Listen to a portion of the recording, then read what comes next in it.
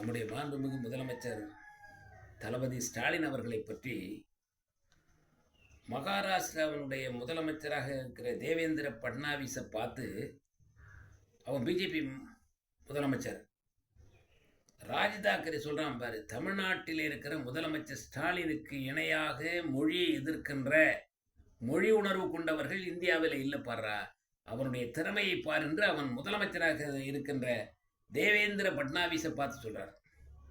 இதுதான் நமக்கு கிடைத்திருக்க வெற்றி. தமிழ்நாட்டை பொறுத்த மட்டில் நாம் அடைந்திருக்கிற வெற்றி என்பது இதுதான். அதுபோல அந்த மறுசீரமைப்பு கூட்டம் போட்டாங்கல்ல, தொகுதி வரையறை மறுசீரமைப்புன்னு சொல்லி மாநிலங்களினுடைய மக்கள் தொகை அடிப்படையில்னா நம்முடைய எண்ணிக்கை ரொம்ப குறைஞ்சிடும் இல்லையா, அதற்காக சிறு மாநிலங்களினுடைய முதலமைச்சர்களை எல்லாரையும் கூட்டினார் நம்முடைய முதல்வர். 20 மாநிலத்து முதலமைச்சர்கள் வந்தார்கள். இதை இந்தியாவில் எவனாலும் செய்ய முடியாத ஒரு மாபெரும் சாதனை இல்லையா, இது ரெக்கார்ட் பிரேக்குங்க. இது இங்கே இருக்கிற தமிழ்நாட்டில் இருக்க மக்களுக்கும் புரியாது. தமிழ்நாட்டில் எவனும் செய்யாத ஒரு மாபெரும் வலிமையான தலைவர் என்பதை எடுத்துக்காட்டிய தலைவர் தான் நம்முடைய மாண்பு முதல்வர் அவர்கள். அவர் 20 மாநிலத்து முதலமைச்சர்கள் பொறுப்பாளர் வந்திருக்கான். 20 மாநிலத்தினுடைய முதலமைச்சர் வந்திருக்கான், அவனுடைய மாநிலத்தினுடைய பிரதிநிதிகள் வந்திருக்கான். அந்த கூட்டத்தில் பேசுகிறான் பாருங்க, ராஷ்டிரிய சமிதி கட்சியினுடைய தலைவர் NT ராமராவ் பேசுகிறான். உரிமைகளுக்காக போராடுவதில் தமிழ்நாடு பிற மாநிலங்களுக்கு வழிகட்டியாக திகழ்கிறதுன்னு சொன்னான் பாரியா. இதான் நமக்கு கிடைத்திருக்க வெற்றி. இந்த 4 ஆண்டு காலத்தில் இந்த எடப்பாடி பழனிசாமி இந்த மாநிலத்தினுடைய உரிமை எல்லாத்தையும் பிஜேபி காலில் கொடுத்தானையா. இப்படிப்பட்ட மானங்கட்டவரை இன்னைக்கு முதலமைச்சராக வரணுங்கிறான். அதற்கு பத்திரிகைக்காரன் ஸ்டாலினுக்கு இணையானவர், ஸ்டாலினுக்கு இணையான கட்சி என்னடா இருக்குங்க? நான் கேட்கிறேன், இந்த பத்திரிகைக்காரனோட காரி மூஞ்சில் துப்பணும்டா, காரி மூஞ்சில் துப்பணும். மானங்கட்டவரவே ஒரு பையன் கூட ஸ்டாலினை பற்றி பேசுறீங்க. அவருடைய சிறப்புக்காக எவனாவது பாராட்டி பேசியிருக்கானா?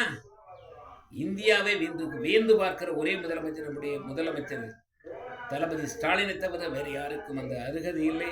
ஆனால் எல்லாரும் நான் முதலமைச்சராக வரணும்னா, எங்கேயோ பொறுக்கிட்டு கிடந்த பையனுக்கு பிறந்த பையன் இந்த விஜய், அவன் ஆத்தா எங்கேருந்து வந்தான்னு தெரியாது, அவன் அதுக்கு முன்னாடி எவனை வச்சிருந்தான்னு தெரியாது, இவன் அப்போ யார் இவன் தானாங்கிறது கண்டுபிடிக்க முடியாது. அந்த பையன் பேசுகிறான் நான் தமிழகத்தினுடைய முதலமைச்சராக வருவேன். என்னடா அது தமிழ்நாட்டுக்கு தேவடியா கூட கண்டவனும் வந்துட முடியுமாங்க? என்னையா பேசுகிறான்? இதையெல்லாம் மக்கள் புரிந்து கொள்ள வேண்டும். நடைபெற இருக்கிற சட்டமன்ற தேர்தல் என்பது இந்த மாநிலத்தினுடைய உரிமை மட்டுமல்ல, இந்தியாவினுடைய உரிமை காக்கப்பட வேண்டும் என்றால் அதற்கு நம்முடைய முதல்வர் ஸ்டாலினை தவிர்த்து வேறு ஆளே இல்லை என்பதனை மக்கள் புரிந்து கொள்ள வேண்டும். அதை இந்தியா புரிந்து கொண்டிருக்கிறது. 20 மாநிலங்களை சேர்ந்த முதலமைச்சர்கள் நிற்கிறான். இதை இந்தியாவில் இருக்கிறவன் புரிஞ்சுக்கிட்டு தானே வர்றான்.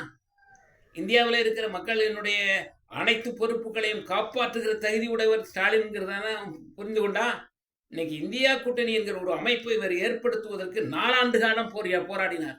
காங்கிரஸ்கார பயிர்களுக்கு புரியலிங்க. அது காங்கிரஸ்காரனே வேணான்னா அதெல்லாம் சொல்லி எல்லாரும் கூட்டணி வைக்கணும்டா பிஜேபி அழிக்க முடியும், பிஜேபி ஆட்சி பொறுப்பிலிருந்து எடுக்க முடியுங்கிறத சொல்லி போராடி ஏறக்குறைய 3-4 ஆண்டுகள் போராடி தான் இந்த இந்தியா கூட்டணியை அமைச்சார்.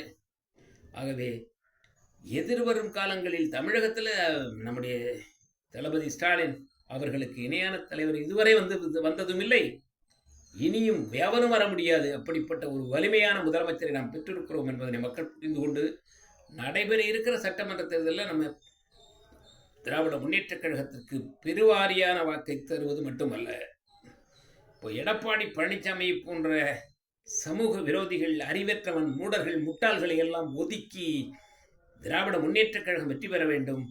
அதற்கு பொதுமக்கள் வாய்ப்பளிக்க வேண்டும் என்று சொல்லி வாய்ப்புக்கு நன்றி கூறி விடைபெறுகிறேன்.